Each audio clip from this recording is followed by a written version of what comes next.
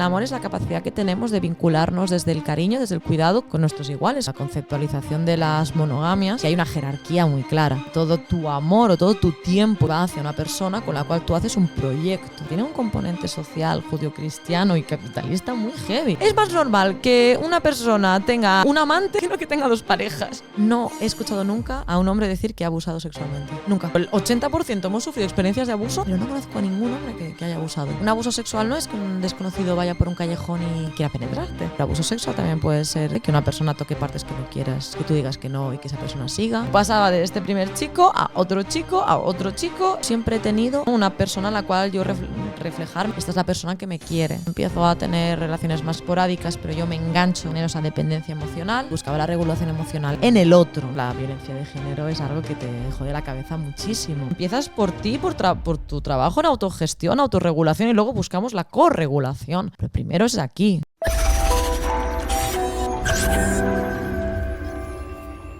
¿Qué es el amor? ¿Existe nuestra media naranja o estamos persiguiendo una quimera? Se habla mucho de amor y también se habla de poliamor y de no monogamias. Y hoy vamos a tener una invitada que va a contarnos desde su propia experiencia qué es el amor para ella. Así que bienvenidos a Psicodivagando, el podcast donde podéis aprender psicología práctica a través de historias de personas reales. Ya sabéis cómo va el podcast, deberíais, pero en el frontal de la mesa tenemos una serie de tarjetas con temas y nuestra invitada escogerá una de ellas y contará una historia para aprender a través de uno de esos temas. Y tenemos con nosotros a una psicóloga, la primera psicóloga que viene al podcast, Claudia Pradas. ¿Qué tal? Pues muy bien, súper agradecida de poder estar aquí. La verdad que muy, muy feliz, con mucha calma. La verdad es que habéis creado un entorno súper seguro para que pueda hablar, tanto desde la perspectiva psicológica, profesional, y también desde la personal, que creo que para mí va a ser un gran reto, pero muy bien, así que muchísimas gracias. ¿Y puede ser la primera vez que la invitada tiene más podcasts grabados que el presentador? Sí, es que mientras lo estabas diciendo, estaba pensando que, claro, al llevar varios años haciendo podcast, aunque sea uno cada 2 meses, pues claro, creo que sí. Y, joder, yo te veo, eres divulgadora, sí. Psicóloga general sanitaria. Sí. Hiciste un programa anti-bullying o de prevención del bullying para la Fundación Colacao. Sí, efectivamente.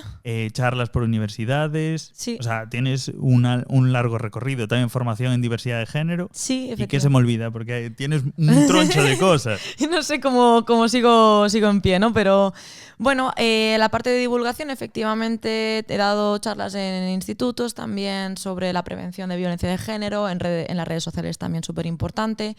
Y luego a nivel universitario también estoy empezando a dar ponencias en universidades.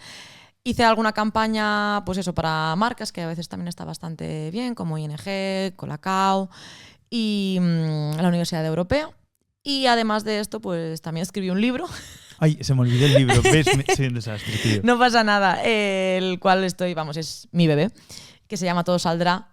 Y viene entre paréntesis, porque bueno, no todo tiene que salir bien para que salga. Yo creo que es un gran mensaje. Y no sé, voy existiendo. Aparte de eso, sigo existiendo. Y nada. Dejaremos el libro en la descripción. Sí. Y yo creo que ese mensaje de que todo saldrá... O sea, yo creo que hay cosas... Joder, antes que hablábamos de invitadas que habíamos tenido con historias súper duras, claro, ahí todo saldrá bien. No, o sea, no puedes decir todo saldrá bien. O sea, tienes que aceptar el dolor, la mierda, pero no... O sea, tienes que cargar con ella al final, claro, ¿no? Aprender a surfear todo esto. Al final eso es un ejercicio de tolerancia al malestar. Si tú le das esa frase todo saldrá bien a la gente, bueno, a la población en general, lo que estás creando es un discurso de que si no está saliendo bien es culpa de la persona, ¿no? Cuando vemos que hay un montón de factores que pueden jugar en nuestra contra muchas veces, y yo creo que lo que debemos trabajar como profesionales no es obligar al paciente a ser feliz, sino aprender a surfear por todo aquello que esté pasando y por sus propias emociones internas. Entonces todo saldrá. De alguna manera votan, pero saldrá. Sí. No sé si conoces a Víctor Amat. Yo me leí un libro, a mí me flipó, porque daba un poco ese mensaje de que a veces no puedes solucionar la mierda y simplemente tienes que aceptar que está ahí y sobrellevarlo de la mejor forma posible. Bueno, es el mensaje que recogí yo, no lo dice exactamente así, pero bueno. Es el de psicología punk. Sí. Psicología punk y autoestima punk. Como que dice que nos venden como que la autoestima es el problema. Y claro, eso es una máquina de hacer billetes, porque... ¿Qué persona no dice hoy en día que tiene baja autoestima? Claro, efectivamente, y acabas individualizando el problema, lo que siempre muchas veces digo, a veces es mucho más fácil hacerlo individual, porque además te aísla de tu entorno, creo que es súper importante no aislarnos de nuestro entorno y seguir creando comunidad, y además individualiza el problema y lo simplifica en conductas. Por lo tanto, la solución siempre va a estar en tu conducta. Es una máquina de hacer billetes, efectivamente, porque si yo te doy una solución, que además está en tus manos, esa falsa sensación de control me parece algo súper peligroso, efectivamente. Total. Y después también en cómo recibimos el concepto de amor, ¿no? Que debatir. Me va a molar mucho debatir sobre esto porque es un tema que siempre me mola debatir, sobre el tema del poliamor. Porque yo al final elaboré sobre eso y como que llegué a mis propias conclusiones. Y tú, que sé que tienes formación, ¿no? Sí, efectivamente, en diversidad de género, también en lo que sería las diferentes realidades en diversidad sexual, en expresión de género. Además, mi propia historia personal con la orientación, con formar parte del colectivo en diferentes ramitas, que creo que es súper importante. Entonces, bueno, creo que podemos divagar bastante bien desde eso, tanto la parte formativa como la parte experiencial. Va a estar guapísimo esto. Venga, va. Y no te lo dije antes, pero bueno, te lo digo ahora. Venga.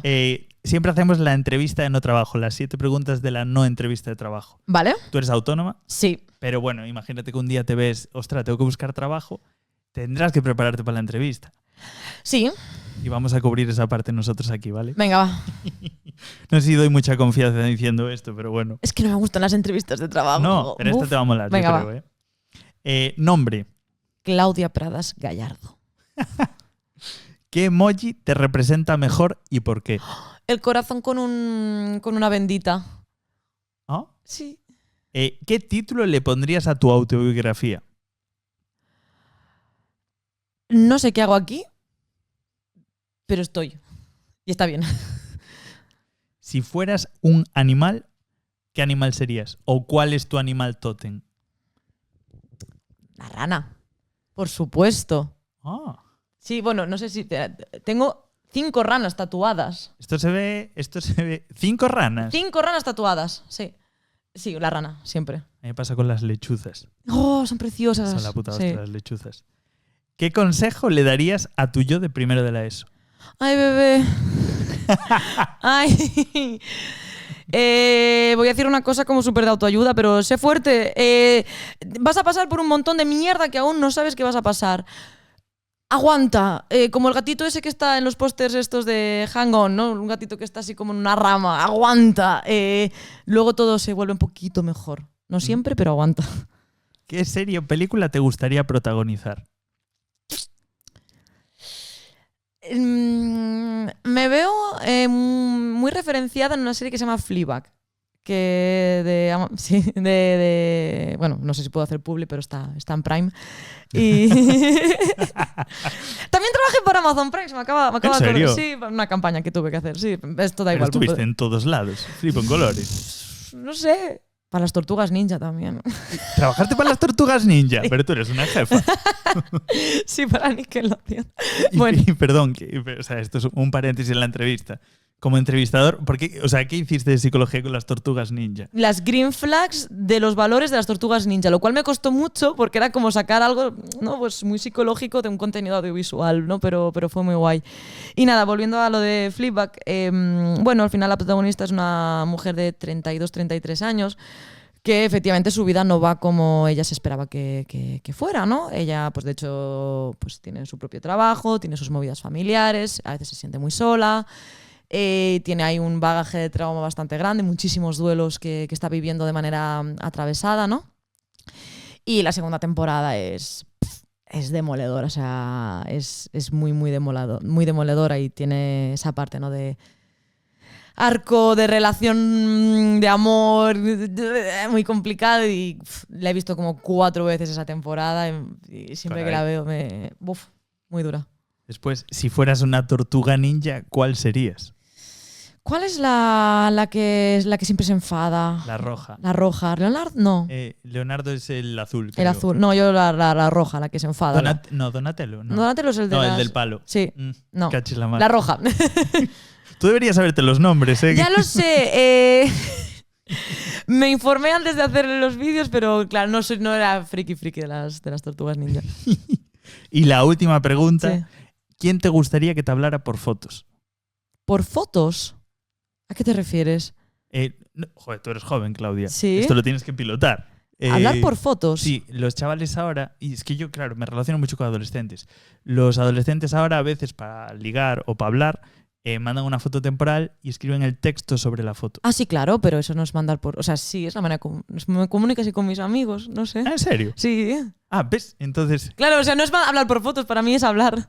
Ostras, no me lo Pero estaba esperaba. hablando con una amiga justo ahora por Instagram, además, que son las de borrar, o con mis amigas también ya nos mandamos la foto para que no nos quede en la galería y podemos escribir y así, claro.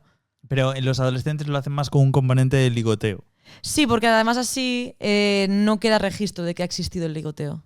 Oh, qué traviesos. Claro, claro. No sé, pues me hablo con todo el mundo, o no, con mis amigos me suelo hablar así, por eso y por audio, o por vídeo de borrar también, no sé. Ah, por vídeo. Sí, mandas el vídeo, dices, estoy aquí, yo qué sé, en el obelisco, nos vemos ahora. Y mando el vídeo, pero como es de borrar, no le queda en la galería, no le pesa en el móvil y me ve la cara. Entonces, no sé.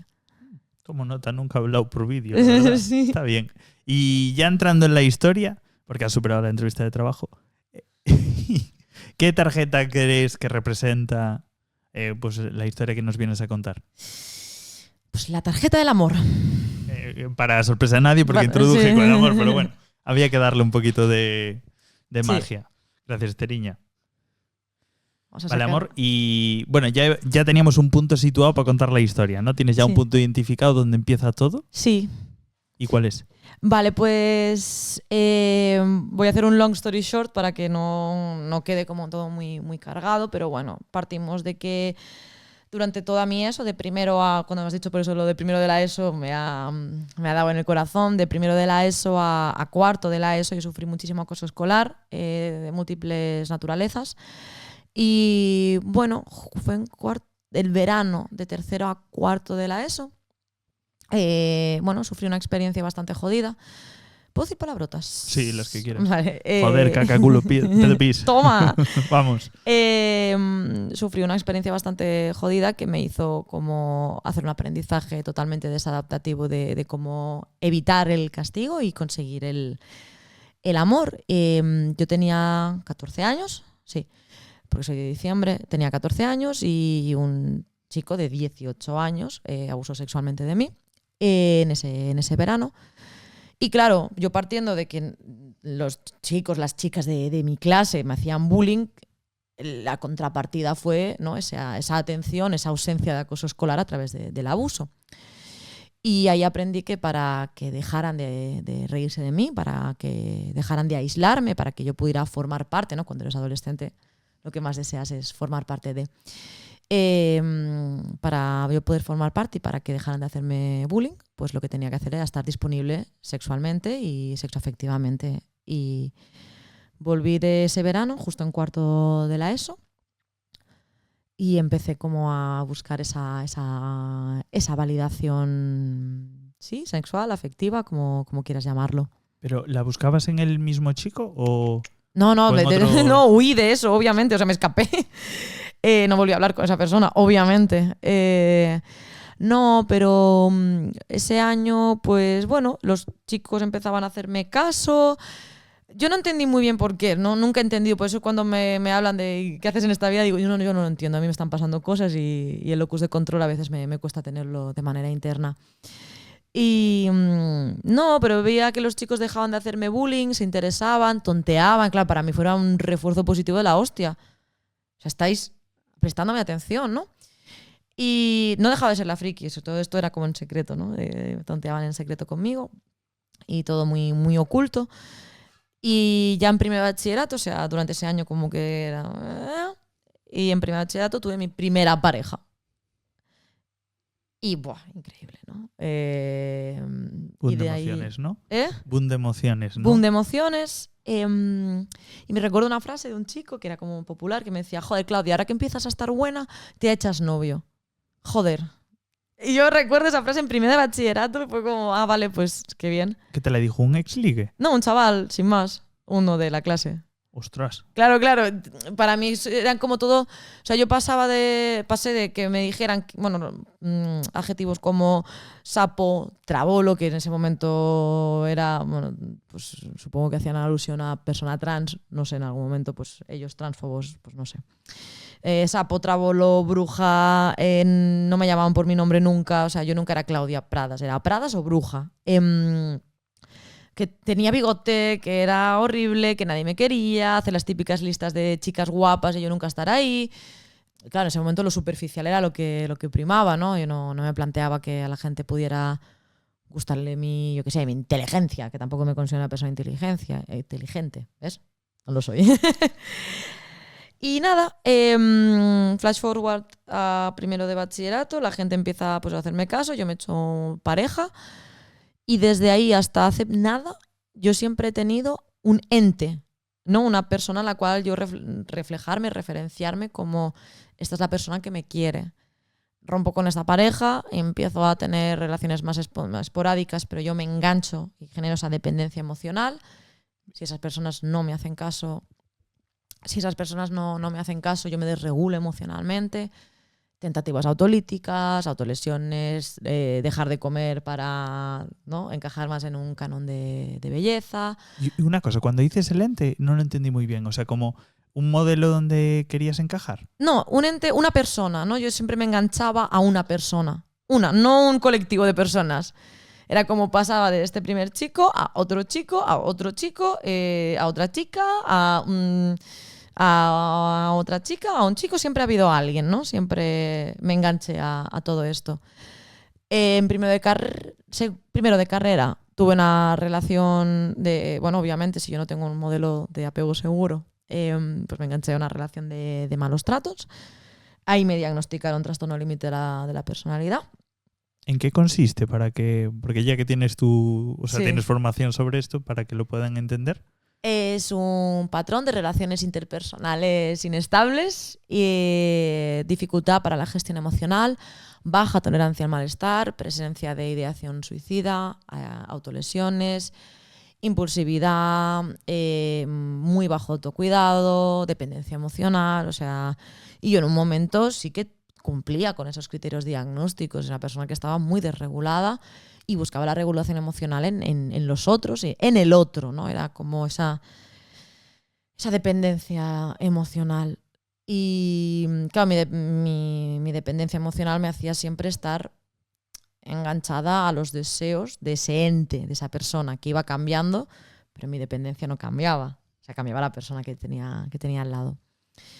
Y nada, de hecho, después de esta persona enganché con otra persona, siempre fui enganchando, que fue quien me llevó a Coruña.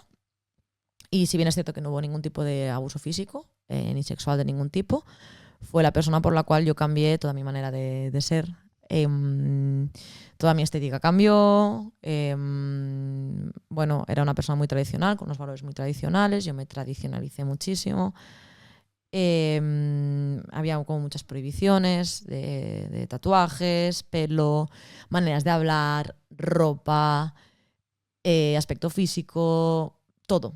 Entonces recuerdo esa época como bastante oscurilla en el sentido de que no tenía identidad,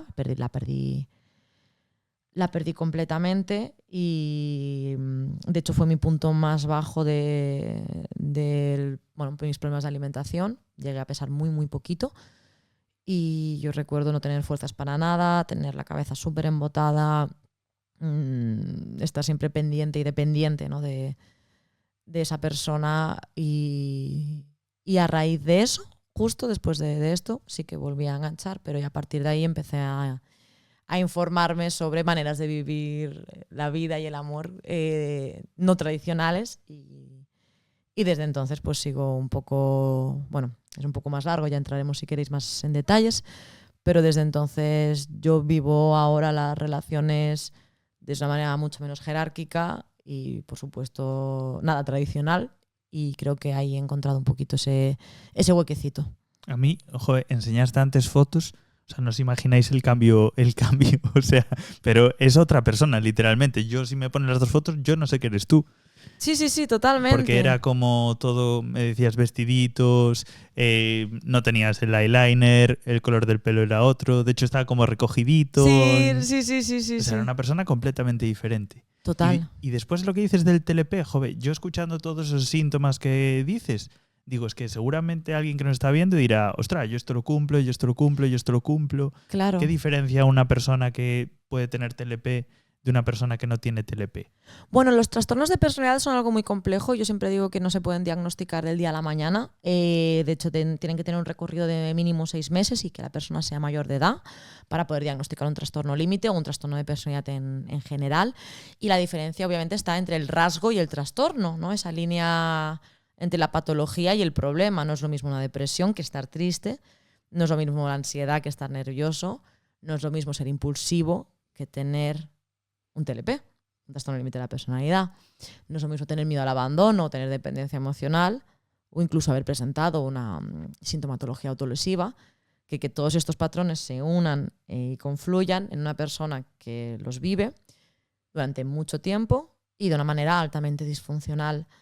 Aún así abro melón de que, bueno, el TLP es un trastorno que generalmente se diagnostica a personas asignadas mujer al nacer y que creo que no se tiene en cuenta de que estas personas han vivido realidades súper traumáticas y que es muy común que hayamos vivido patrones de desregulación emocional porque, joder, pues eso, la violencia de género es algo que te jode la cabeza muchísimo.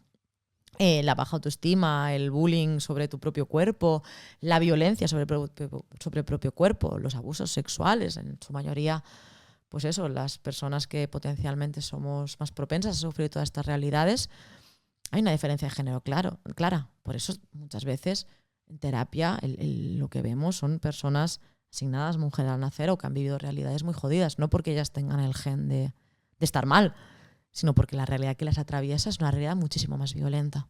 Yo a mí, joder, hablando de abusos, o sea, yo hablando con gente, me estoy dando cuenta de una cantidad de abusos que no se saben, pero una barbaridad. O sea, que en las estadísticas no sé si saldrá eso, pero entiendo que no. Pero gente que, claro, completamente adaptada a la sociedad, o sea, aparentemente, o sea, normales, Sí. dices tú, no te esperas eso, pero hay muchísima gente que ha sufrido en algún momento algún tipo de abuso sexual o relacionados. Claro. Y preocupa. Preocupa mogollón. Hay dos cosas aquí. Una, que se conceptualiza mal el tema del abuso y no sabemos identificarlo. Un abuso sexual no es que un desconocido vaya por un callejón y te quiera, ¿no? Y quiera penetrarte. Eso no es la única forma de abuso sexual. Lo hemos visto ahora con el caso de Rubiales. De Rubiales. Eso también es una forma de abuso más velada, quizás más sutil, pero no deja de serlo. Y bueno, ha sido reconocido ahora a ojos de la ley, lo cual es un poco un alivio, más o menos. Abuso sexual también puede ser... Bueno, trigger warning para quienes nos estén escuchando, que vamos a hablar de cosas así un poco duras, pero abuso sexual también puede ser que, no sé, que una persona toque partes que no quieras que te toque, que tú digas que no y que esa persona siga, que se ejecuten prácticas sexuales que tú no quieras en una pareja. Eso también es un abuso sexual. Haber bebido de fiesta y que alguien se sobrepase contigo también es un abuso sexual. Bueno, hay muchas cosas, ¿no? Y luego también hay una cosa que me hace muchísima gracia, que es, no he escuchado nunca a un hombre decir que ha abusado sexualmente. Nunca. Todas mis amigas, todas o el 80% hemos sufrido experiencias de abuso, pero no conozco a ningún hombre que haya abusado. Entonces digo, hostias, ¿estamos todas locas? ¿O no se reconoce, no hay un reconocimiento social de ese tipo de responsabilidades? Yo, de hecho, te digo más. Yo creo que está normalizado cierto tipo de conductas, igual no se perciben como tal. Porque yo creo que la persona que lo ejerce no está diciendo estoy... Abusando. Bueno, algunos sí, algunos sí, seguramente claro. sí. Pero bueno, los que sí entiendo que no le darán esa importancia. Exacto. Y es eso, como está mal conceptualizado, de hecho una cosa está unida a la otra. Como está mal conceptualizado, no se entiende. O sea, y esas personas no lo reconocen y no reconocen su responsabilidad en todo ello, pero obviamente es algo traumático que deja a las víctimas de abuso totalmente, bueno, iba a decir, pues muy, muy mal. Tiene muchísimas consecuencias a nivel de salud mental. Mogollón. Sí, es un tema... Y, joder, ahora los chavales, lo hablábamos con Noelia, que vino hace 2 podcasts. Sí. Bueno, 2 podcasts, pero lo grabamos ayer, o sea que lo tenemos fresquísimo. Que claro, hablábamos de que los adolescentes ahora duermen en videollamada, muchos. Sí. Se intercambian claves de cuentas personales, se controlan los mensajes. Es que es una barbaridad. Sí, O sea, yo no sé a dónde vamos como sociedad, pero a un sitio... Pues peligroso. Es una sociedad pues muy desinformada, muy individualizada y muy, bueno, poquito a poco. A ver, yo sigo teniendo fe, creo que la gente joven... Hay bastante fe, les tengo muchísima fe, creo que poco a poco vamos a ir rompiendo con muchas cosas que tenemos preestablecidas y no voy a ir con el discurso de los jóvenes de hoy en día, porque siempre hemos sido los jóvenes de hoy en día. Entonces yo les voy a dar un voto de confianza y creo que las cosas pueden salir un poquito mejor. Y digo yo, si te apetece contarlo, ¿tu Sí. relación de abuso Sí. cómo fue? O sea, ¿qué señales viste tú? En la última, la que me hizo Sí, cambiar la de- físicamente.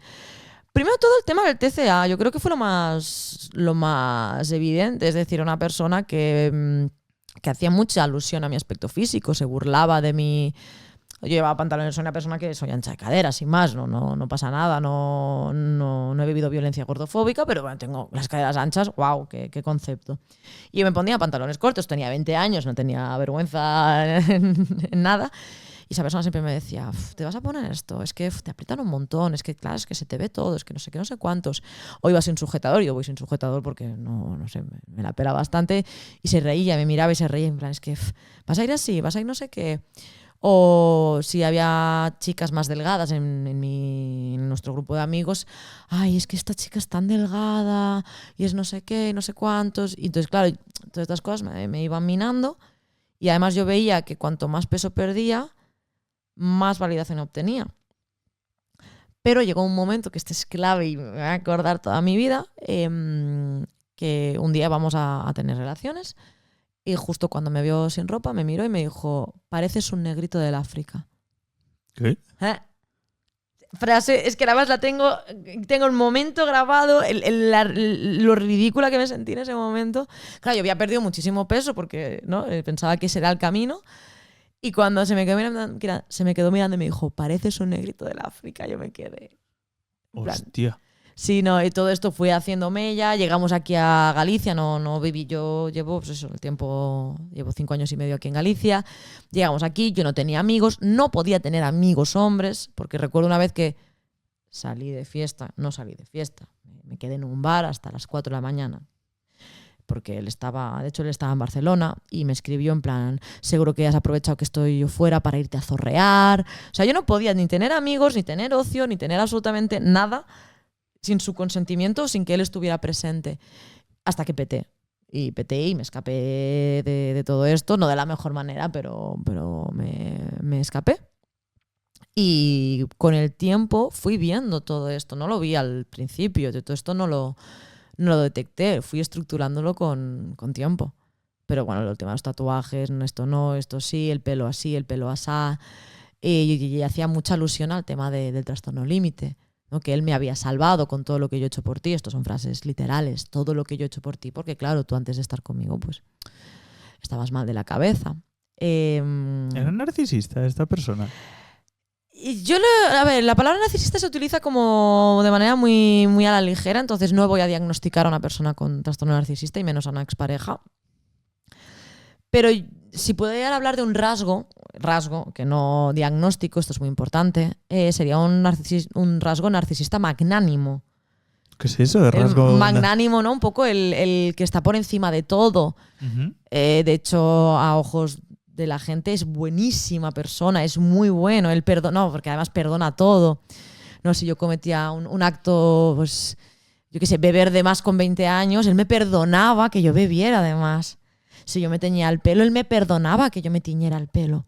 Él era muy bueno, me cuidaba mucho. Era magnánimo. ¿Y tú ahí en ese momento lo sentías como cuidados? Sí. Claro, por eso digo, como tengo todo el background que hemos explicado, sentía que le debía todo, porque él me había cuidado. Yo mientras estuve con él ni tuve autolesiones, ni tuve ideación suicida. No, estaba bien. Entonces, claro, me había cuidado y me ofreció una familia, ¿no? Su familia, que era, wow, ¿no? Tenía una familia estable, todo. Entonces él me había cuidado, me había salvado. No cuidado, salvado. ¿Y cuál era la anécdota de los tatuajes que habías contado? Que a mí me pareció muy interesante. Bueno, al llegar aquí a Coruña yo no conocía absolutamente a nadie de aquí, ni tatuadores, ni nada. Yo soy una persona que desde los 16 años pues, se tatúa porque es una cosa que me gusta, es algo muy, muy identitario mío, ligado a la estética alternativa. Y nada, llegué aquí y ya en Barcelona elegía, no de alguna manera sutil, yo no me podía tatuar con hombres, cosas así. Y de hecho, cuando me hice este de aquí, el del brazo, que fue en Barcelona, el día anterior de tatuarme y el día después, él prácticamente ni me habló y vivíamos juntos. Me hizo ley de hielo para asegurarse de que yo supiera de que eso que estaba haciendo estaba mal. Total. Bueno, pues recuerdo que llegué aquí, ya busqué tatuadoras. Bueno, abro paréntesis, yo soy abiertamente bisexual y me gustan mucho más las mujeres que los hombres, pero bueno, oye, tatuadoras. Ya estaba buscando tatuadoras por redes sociales, por Instagram, y me encontré con dos. Una que hacía una línea un poco más fina y otra que hacía tradicional. Y se las tenía que enseñar. No se las tenía que enseñar, no me obligaba, pero bueno, se las enseñaba para que no me hiciera ley de hielo, porque yo pensaba, bueno, si yo te lo enseño y tú eliges, no te vas a enfadar conmigo. Y yo se las enseñaba y me dijo, no, mira, esta no, mejor no te tatúes con esta, que tatúa muy burdo. No, muy vasto. Tatúa muy vasto, mejor esta. Entonces yo, los tatuajes que me hice en esa época son todos más finos, con motivos florales, ¿no? Y de hecho, esto es un plot twist muy divertido. Años después, cuando lo dejé, a los 2 meses de dejarlo, me fui a tatuar con la chica, la tatuadora que él me dijo que era muy burda. Y a día de hoy es mi amiga. ¡Ah, qué guay! Sí. Hostia, sí que es un giro argumental, Es mi amiga y de hecho llevo aquí 2 que son especialmente burdos. Es una calavera con una ¿cómo se llama ahora? Con una telaraña y tal, así como especialmente oscurillo, porque fue como casi venganza, en plan, es que ahora me voy a tatuar algo vasto con la persona que me decías que tatuaba muy vasto. Y es muy guay. Se lo conté de hecho a ella cuando pasó cuando dije, pues no podía tatuarme contigo, tía. Pues qué chulo ahí. Sí. Y seguro que te tatuó con más ganas, ¿sabes? Toda esa historia. Sí, en plan, toma. Y digo yo, y ya contextualizando ya toda tu historia, ya entramos en chicha filosófica divagando a tope. Claro, o sea, ¿para ti qué es el amor? Pues a día de hoy el amor yo creo que es algo inherente, ¿no? en el ser humano, pero también con mucha influencia social, porque al final no somos solo un proceso único, ¿no? Somos animales sociales y el amor es la capacidad que tenemos de vincularnos desde el cariño, desde el cuidado con nuestros iguales, con otras personas, y creo que es algo súper, súper bonito. ¿Y el poliamor? Claro, porque el poliamor, claro, yo tal como lo había entendido, es como la capacidad de amar a más de una persona, ¿no? Como la capacidad, eso que dices tú, inherente al ser humano, yo entendía que el poliamor era como la capacidad que tenemos de amar a varias personas al mismo tiempo, ¿no? Pero todos tenemos capacidad de amar a varias personas al mismo tiempo. Es decir, no sé, supongo que quieres a tus amigos y quieres a tu familia. Bueno, hay gente que no, pero querrás a tu pareja, ¿no? Pero eso es querer también. Todos tenemos la capacidad de amarlo. El problema no es un problema, ¿no? La conceptualización de las monogamias es que hay una jerarquía muy clara, donde todo tu amor o todo tu tiempo invertido y va hacia una persona con la cual tú haces un proyecto de vida. Digamos que más que poliamor, hablamos de no monogamias, porque el poliamor es un tipo de no monogamia, pero hay diferentes maneras de vivirlo, ¿no? Una relación abierta también es una no monogamia, donde tú tienes a tu pareja jerárquica, pero decides que podéis tener otro tipo de experiencias sexuales, incluso afectivas, con otras personas. Pues espera que me va a petar, porque son muchos conceptos. Es decir, ¿cómo sería la estructura de los tipos de relaciones, los tipos de amor que hay? Bueno, tenemos lo que sería eso, el paraguas sería la no monogamia. Vale. Y dentro de ahí tendríamos el poliamor, la capacidad de tener diferentes... Capacidad no, la decisión de tener a varios vínculos sexoafectivos, varias parejas sexoafectivas por las cuales tú sientes un vínculo de amor y le dedicas un tiempo y unos cuidados específicos. Sería como tener, o sea, en términos muy rasos. Varias parejas. Sí, o sea, sería como tener varias parejas monógamas, pero a la vez, entonces, poligamia. Es diferente. La poligamia sería diferentes parejas, lo de monógamo no, porque ya es excluyente la propia definición.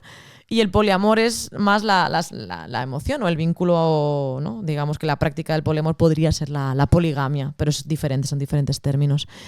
Y luego estarían las relaciones abiertas, lo mismo, una pareja, digamos que con la que tú le estás dedicando ese tiempo, esa exclusividad temporal y esa importancia. En una relación abierta hay muchas normas, lo cual me parece muy guay. Es decir, podemos hacer esto, no podemos hacer lo otro. Es decir, siempre todo se tiene en cuenta a la persona principal y luego hay otros vínculos.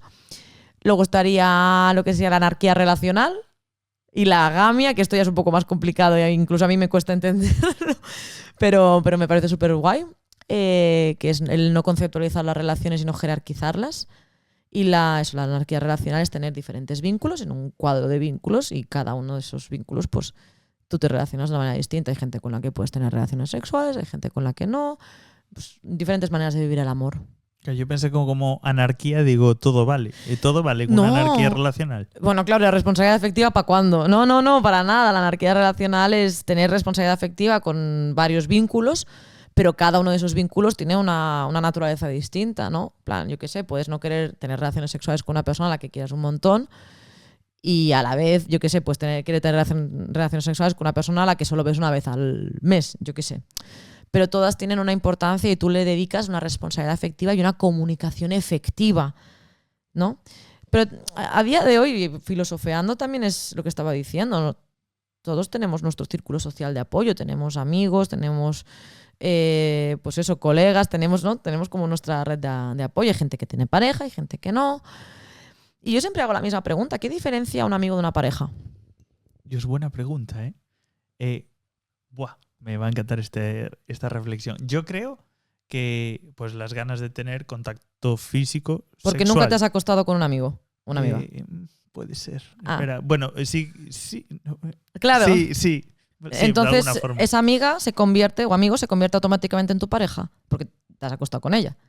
Pero algo no puntual, entonces. No, algún punto. ¿Y las parejas asexuales? ¿O las parejas que llevan mucho tiempo sin tener relaciones? Buena pregunta. ¿Esos no son amigos, entonces? No, esos serían... Sí, esos yo creo que tendrían una relación, pero que viven la sexualidad de otra forma. Claro. Porque también pueden obtener placer, ¿no?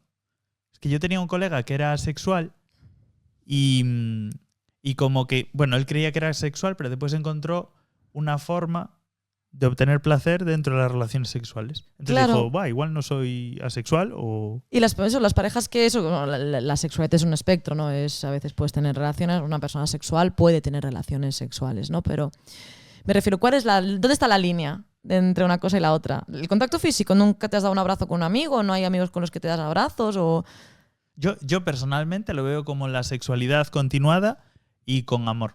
Y entonces una pareja que tiene disfunciones sexuales, entonces no la tiene continuada y no tiene amor, no es una pareja. O sea, viene a consulta, tienen un problema de relaciones sexuales porque están muy estresados, porque no consiguen tener ese tiempo, entonces automáticamente ya no son una pareja.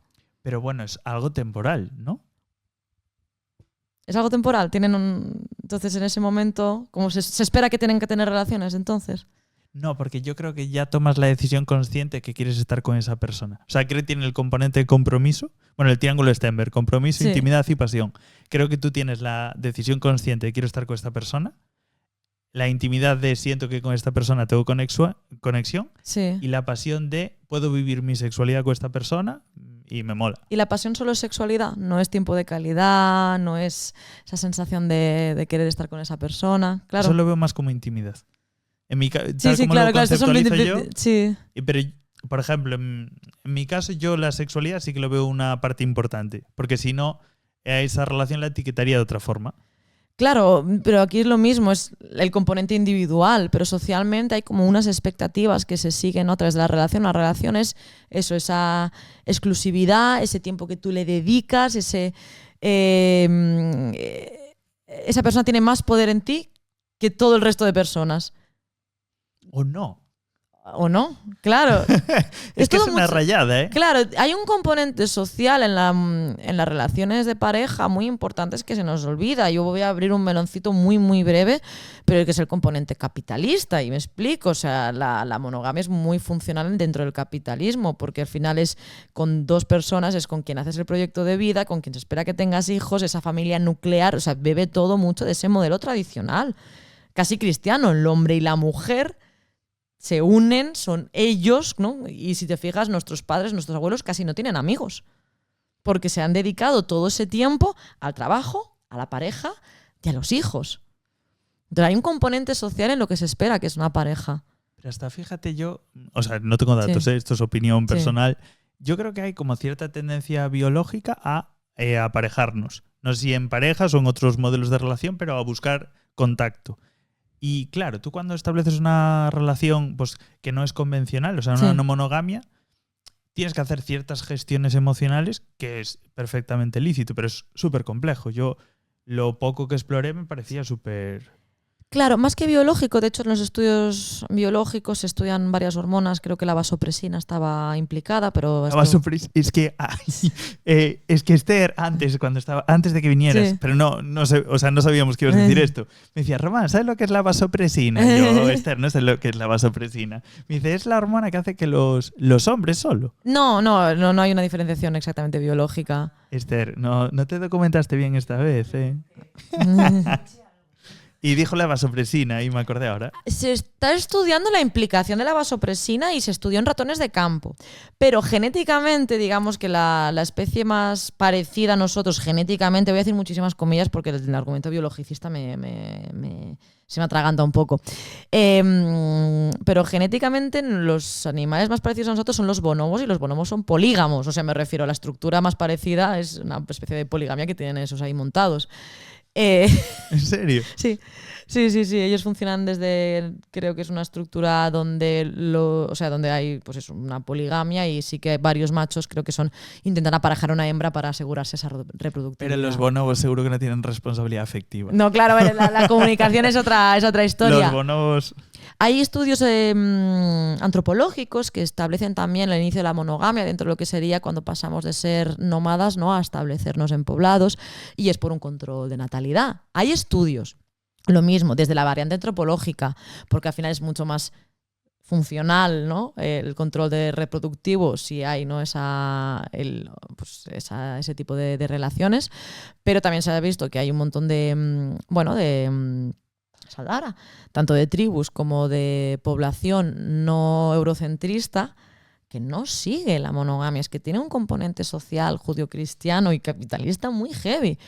Biológicamente no hay una evidencia biológica exacta, pero sí que es verdad que nosotros nos solemos apegar mucho, o sea, el sistema de apego lo tenemos como muy, muy activo y disfrutamos del cuidado de otra persona.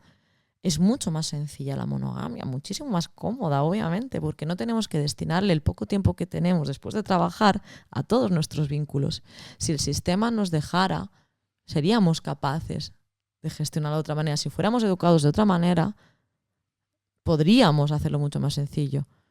Pero es lo que te digo, obviamente es mucho más cómoda la monogamia, pero mi argumento, eso es un argumento. Yo creo que si no viviéramos en un sistema capitalista, no sería el estilo de relación predominante.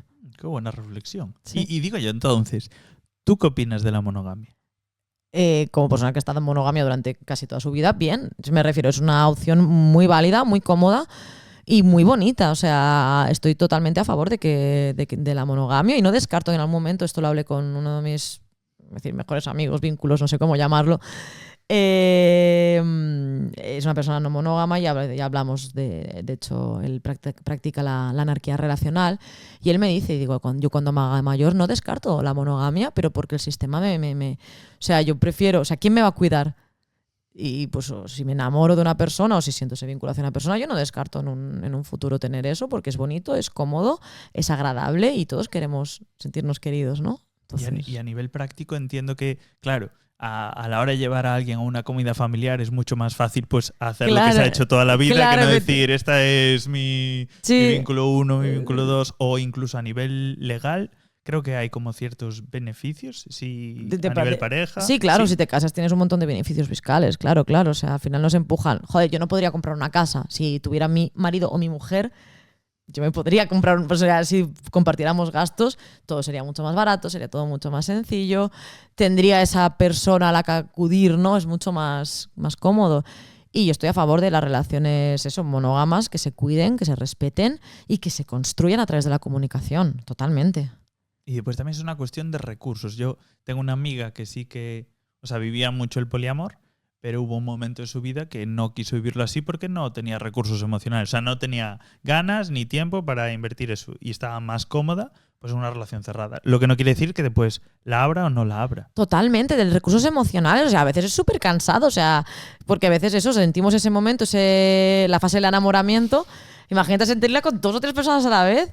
Te peta la cabeza. Te peta la cabeza. O gestionar el desamor de uno, el desamor de otro, la comunicación con... Es complicadísimo, totalmente. ¿Y crees que puede haber el peligro de que una persona como...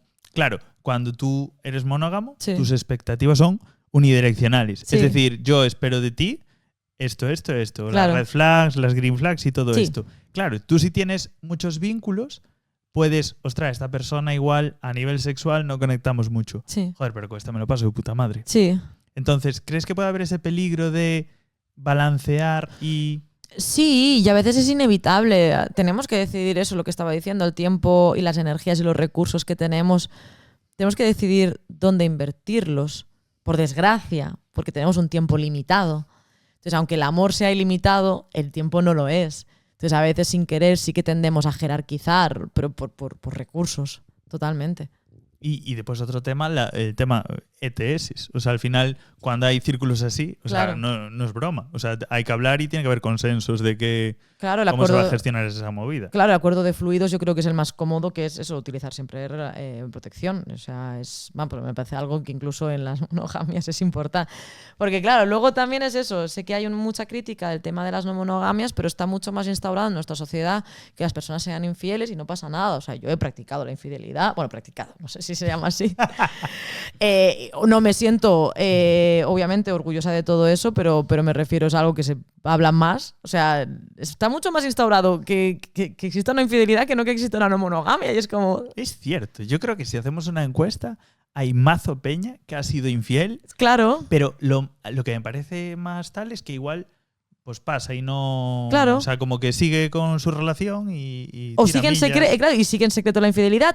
Es más normal que una persona tenga un amante que no que tenga 2 parejas.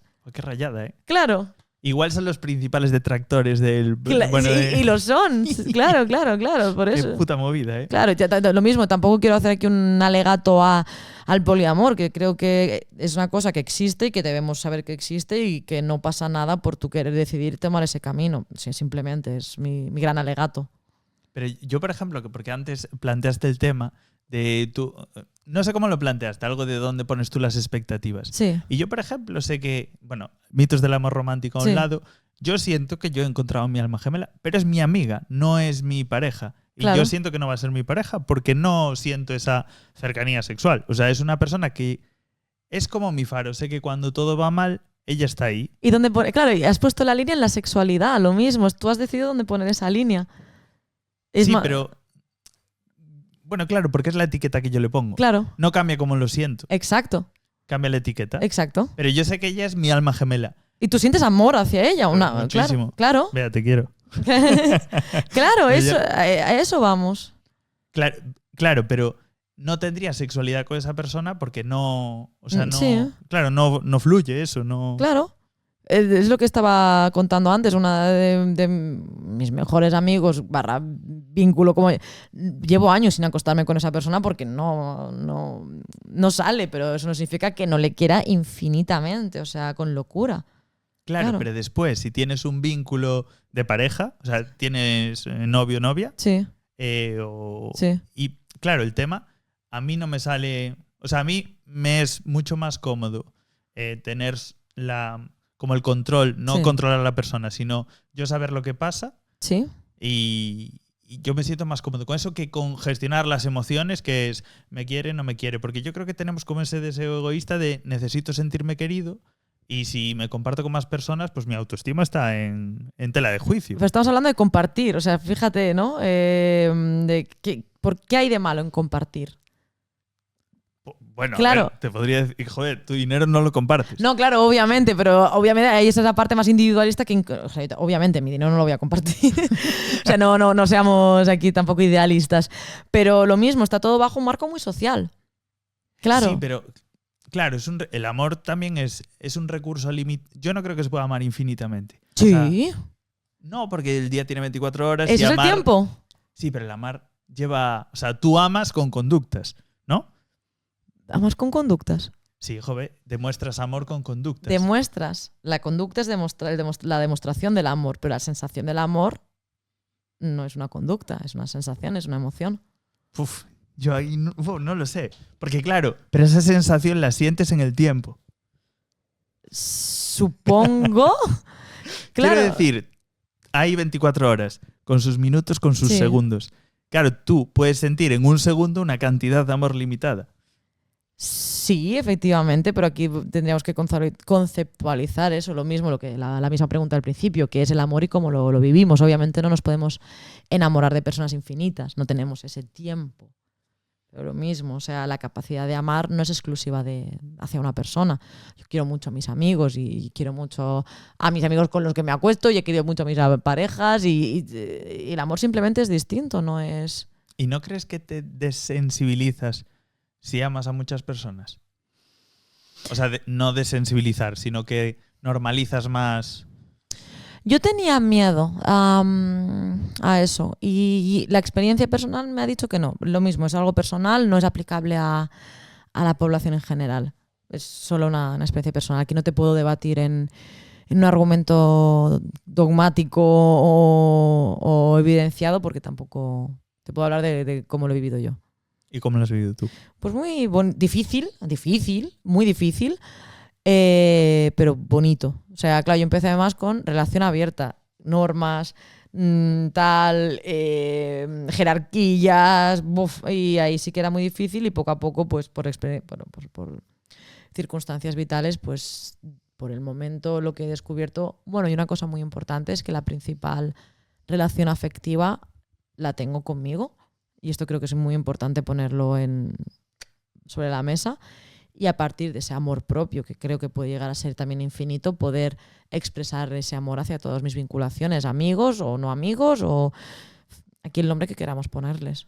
Claro. Wow, me parece la hostia esa reflexión, ¿eh? Sí. De hecho, mi psico, Naila se llama, que le mando un saludo desde aquí, porque me dio una clave que a mí me parece súper importante, que tú cuando idealizas a una persona, es como que igual estás cubriendo una necesidad propia con esa persona. Total. Bueno, porque por lo que ella sabía, sus conocimientos y lo que había leído, que eso era así. Entonces, claro, si tú tienes amor propio y no cubres vacíos, al final el amor es como mucho más libre. Pero claro, empieza por uno, ¿no? Claro, empieza por uno siempre. O sea, si podemos como coger algo, un pilar del podcast de hoy es esto. O sea, empiezas por ti, por tu trabajo en autogestión, autorregulación y luego buscamos la corregulación. Pero primero es aquí, totalmente. O sea, primero es tener esa seguridad y esa capacidad de saber que independientemente de la conducta del entorno, ¿cómo decirlo? Tu valor como ser humano no cambia por las conductas que vayan a pasar fuera de ti.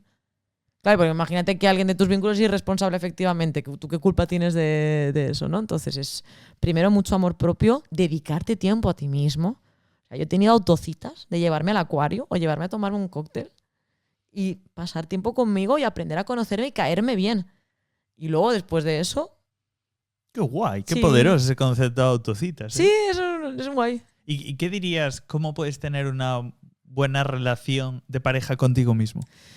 Pues sobre todo escuchándote y conociéndote. Pasamos tanto tiempo fuera, pues eso, por trabajar, por producir, por crear, por todo, que no sabemos quiénes somos, ¿no? Cuando somos pequeños nos hacen la pregunta de qué quieres ser de mayor y siempre, ¿no? Como que tu identidad se acaba basando en un trabajo y nunca en cómo eres y qué te gustaría aportar al mundo. Entonces, en mi caso en particular es eso, aprender a quererse a través de conocerse más allá de la expectativa social. Y para cerrar un poco esto, ¿qué te gustaría aportar a ti al mundo? ¿Qué descubriste en esas autocitas? Que me caigo bien. Es guay. Es la primera vez en mi vida que me caigo bien. ¿Qué me gustaría aportar al mundo? Un espacio seguro, sobre todo. Y el mensaje, sobre todo, de apartarnos del individualismo. Creo que es de las peores cosas que está pasando. Sí que es verdad que tenemos que autoprotegernos y ¿no? querernos a nosotros mismos, pero no desde el yo, sino desde el yo estoy bien y tengo la capacidad de crear redes de apoyo. Qué buena. O sea, que toda la historia que has tenido, sí, al final te ha llevado del amor hacia afuera al amor hacia adentro. No fue como un proceso de recogida de amor, ¿no? Totalmente, era del... Joder, soy una persona súper intensa yo qué sé, por el trastorno límite o por la madre que me parió, no tengo ni idea. Pero esa intensidad emocional a veces la volcaba y la buscaba ese reflejo en la dependencia y en el amor de otras personas y me di cuenta de que no tiene por qué ser así. Y que si cambio el foco y veo lo que hay aquí dentro, soy capaz de querer mejor y de crear una comunidad más bonita a mi alrededor y de aportar cosas más bonitas a mi entorno. Qué buena. Sí. Pues, bueno, me ha molado un montón la conversación, la verdad. Y me llevó mucho el mensaje de las autocitas Sí. y de que el amor empieza por uno mismo. Me moló un montón. Sí, de hecho, después de esto me voy a una autocita. ¡Qué buena! Sí. Me voy a tomar un cóctel en forma de rana si está abierto el sitio que yo pienso. Sí. Ya veo que las ranas son... Son mi tótem. Y Esteriña, ¿nos das el sobre con...? Que también podría abrir otro melón, que claro, en todo este concepto, tener hijos con amigos, yo lo veo como una forma de organización. Ah, totalmente. Yo tengo pensado casarme con mi mejor amigo, ¿eh?